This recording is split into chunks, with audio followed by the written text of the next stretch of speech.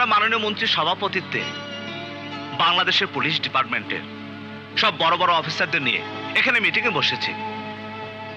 কেন কেন এই মিটিং?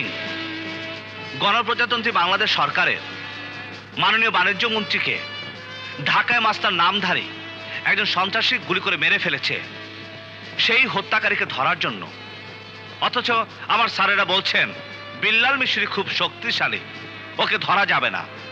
আপনাদের মতো বিজ্ঞ পুলিশ অফিসারদের কাছে আমার প্রশ্ন, আমরা দেশ মাতৃকার সেবার জন্য যখন এই পোশাক গায়ে চড়িয়ে পবিত্র কোরআন শরীফ ছুঁয়ে শপথ করেছিলাম আমরা কখনো কাউকে ভয় করব না, কোনো অন্যায়কে প্রশ্রয় দেব না, অপরাধীর কাছে মাথা নত করব না, প্রয়োজনে দেশের জন্য জীবন দিব।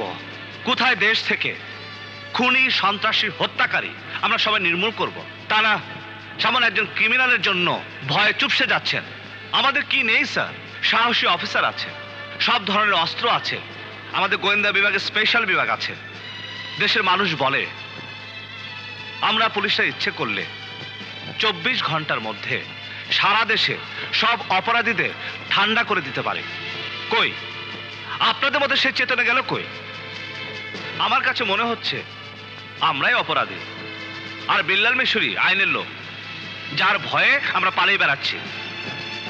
যে পুলিশ ডিপার্টমেন্ট একজন খুনি হত্যাকারীকে ধরতে পারে না, সেই চাকরি না করাই উচিত। আজ মাননীয় মন্ত্রীকে মেরে যদি বিল্লাল মিশরি প্রকাশ্যে বুক ফুলিয়ে সমাজে ঘুরতে পারে, আগামীতে আপনারাও বাঁচবেন না। একদিন না একদিন আপনাদেরকেও ওই বিল্লাল মিশরি খুন করবে।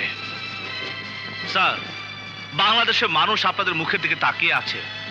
আপনারা জেগে ঘুমাবেন না, আপনারা চুপ থাকবেন না, জেগে উঠুন, আওয়াজ তুলুন, সন্ত্রাসমুক্ত বাংলাদেশ গড়ুন। আপনি যে এত বড় বড় লেকচার দিচ্ছেন, আপনি পারবেন বিল্লাল মিশরিকে গ্রেফতার করতে? অবশ্যই পারবো।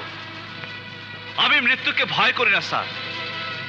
মাথায় কাফনের কাপড় বেঁধে প্রতিটি অপারেশনে যাই, প্রতিটি অপরাধীকে আমি দেশের দুশ্মন মনে করি। আমাকে যদি এই দায়িত্ব দেওয়া হয় তাহলে আমার দেশের কসম বিল্লাল মিশরিকে আমি গ্রেফতার করবই। ঠিক আছে, এই বিল্লাল মিশরি এবং রাজা মিশরিকে জীবিত অথবা মৃত গ্রেফতারের জন্য আপনাকে দায়িত্ব দেওয়া হলো।